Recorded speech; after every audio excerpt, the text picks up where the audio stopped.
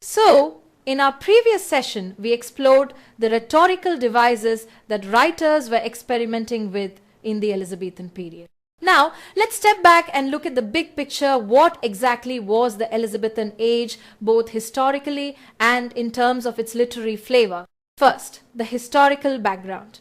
We're talking about roughly 1550 to 1630, a period that many call the golden age of English literature. Why golden? Because the reign of Elizabeth brought something England hadn't seen in a long time, political and religious stability, and this particular shift was once featured in the exam. This sense of order meant writers could focus less on survival and more on creativity. The union of crowns also helped settle the long-standing tensions between England and Scotland. Religious life, while not completely peaceful, settled into what scholars call a quiescent state. Yes, there were disturbances, but nothing compared to earlier upheavals. At the same time, the world itself was expanding. New knowledge flowed in from the east and west, and the voyages chronicled by Richard Hakluyt gave readers glimpses into lands filled with both material wealth and intellectual treasures. Imagine reading about discoveries across the oceans while sitting in London. That sense of adventure, that widening horizon, deeply colored the literature of the time. In short, Elizabeth's settlement, political stability, and the spirit of exploration created the perfect soil for literary growth. Now, let's turn to the literary features of the Elizabethan age. The period saw a revival of new classicism. Greek and Latin studies were back in vogue, and the English language itself was tempered by classical influences. This fact was once asked in exam. Literature poured out in abundance: pamphlets, treatises, poetry, plays. At the same time, a fresh wave of romanticism emphasized the wonderful, the distant, the remote. Writers mirrored the adventurous spirit of the age. Drama, of course, rose to incredible heights. Despite opposition from Puritans and tensions with actors, the theatre matured rapidly. By the time Shakespeare came onto the scene, Elizabethan drama had reached its zenith. Shakespeare's art is the towering symbol of this age. But drama wasn't everything. Philip Sidney's apology for poetry defended literature against its critics. Poetry itself blossomed with beauty and originality, and prose began to rise into major importance. In fact, Latin's hold over English prose was fading, allowing English writers to claim their own voice. One interesting detail: Scottish literature virtually disappears during this period, overshadowed by the unified English voice that dominated cultural production. Prose became increasingly practical and universal in application, while poetry reflected the passions, disputes, and adventurous spirit of the time. So what defines the Elizabethan age? A perfect mix: stability at home, curiosity abroad, classical revival, romantic imagination, and, above all, the flourishing of drama and poetry. Now let's talk about Edmund Spenser, often celebrated as the poet's poet. Born in London in 1552 or perhaps 1553, he remains one of the greatest voices of the Elizabethan age, and this was asked in exam. We don't know much about his early family life, but we do know that he studied at the Merchant Taylors' School on a scholarship where he learnt Latin and Greek. Later, he attended Cambridge, graduating with a Bachelor of Arts in 1573 and a master's degree in 1576. His first published work was the Shepheardes Calender. In 1579, date was once asked in exam. A collection of 12 pastoral poems, each tied to a month of the year. He dedicated it to his fellow poet, Sir Philip Sidney. This dedication was once asked in exam. This work quickly established Spenser as a new poetic voice, blending rustic simplicity with refined allegory. But his greatest achievement was the epic, the Faerie Queene. The form of this epic was once asked in exam, designed as a national epic celebrating Queen Elizabeth. The first 3 books appeared in 1589, and this publication date was featured in the exam, with further installments published in 1596. This vast allegory combined chivalric romance with moral and religious themes, making Spenser one of the central figures of Renaissance literature. He also wrote the sonnet sequence Amoretti and the marriage hymn Epithalamion in 1595. Again, the date was asked in exam. Lyrical celebrations of love and union. His final work, A View of the Present State of Ireland. This different genre was once asked in exam, was written in 1596 but only published posthumously in 1633. It reveals Spenser's complex role as both poet and colonial administrator. And yes, that brings us to his time in Ireland. Appointed Secretary to the Lord Deputy of Ireland in 1580, Spenser lived there for 18 years.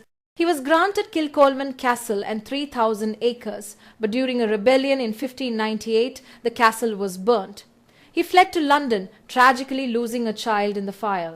Spenser died in 1599 and was buried in Poets' Corner, Westminster Abbey. It was asked in one of the statements type question, a fitting resting place for England's national poet. Now here's a story you love, rhyme and reason. In Thomas Fuller's Worthies of England, there's an anecdote about Queen Elizabeth promising Spenser £100 for his poetry. Her treasurer William Cecil argued it was too much. She told him, then give him what is reason. Spenser, tired of waiting, presented this witty quatrain. I was promised on a time to have a reason for my rhyme. From that time unto this season, I received nor rhyme nor reason. You won't believe this was too. Asked in exam, the Queen laughed and immediately ordered the treasurer to pay him the full £100. Amazing, isn't it? So when you think of Spenser, remember these exam anchors, the Shepheardes Calender, 1579, the Faerie Queene first books in 1589, Amoretti and Epithalamion, 1595, A View of the Present State of Ireland, his appointment in Ireland, and of course, the Rhyme Nor Reason story. Together, they mark him as one of the most inventive, ambitious, and quintessential poets of the English Renaissance. Now, here's the real challenge, remembering all of Edmund Spenser's works in chronological order. And trust me, this is where exam questions come from these days. So, let's master it with a simple code and a few smart tricks. The code is Shepheardes Camp, Amor, Epic, Astro, Pro Queen's Mutiny in Ireland. Let's decode it step by step. First, Shepheardes stands for the Shepheardes Calender in 1579, his very first work. That's our starting point. Next, Camp reminds us of his early major success, the Faerie Queene books 1 to 3 in 1590. Then comes Complaints in 1591, a collection of shorter poems. Then we get to the heart of his lyric poetry, Amor, Epic, Astro. That means Amoretti and Epithalamion in 1595, plus Astrophel, his elegy for Philip Sidney, also in 1595. That same year, he wrote Colin Cloud's Come Home Again. In 1596, he gave Prothalamion, that's the pro in our code, and of course in the same year, the second installment of the Faerie Queene, books 4 to 6. Then comes Queen's Mutiny in Ireland. That stands for the 2 cantos of Mutability, added later in 1609 as part of the Faerie Queene, and finally A View of the Present State of Ireland, written in 1596 but only published posthumously in 1633. Now here's the timeline trick. He begins in 1579 with the Shepheardes Calender. The first Faerie Queene appears in 1590. The first Faerie Queene appears in 1590. In 1595, he writes Amoretti and Epithalamion together. In 1596, he pairs Prothalamion with the later books of the Faerie Queene. His last work is prose, A View of the Present State of Ireland, published in 1633. So just lock this in. Start with Shepheardes Calender in 1579, Faerie Queene 1 to 3 in 1590, Amoretti and Epithalamion in 1595, Prothalamion and Faerie Queene 4 to 6 in 1596, and close with A View of the Present State of Ireland in 1633. That's Spenser's career, from pastoral beginnings to epic grandeur to political prose, all in one neat timeline. Another way to remember all of his entire collections, and this can be done with the story.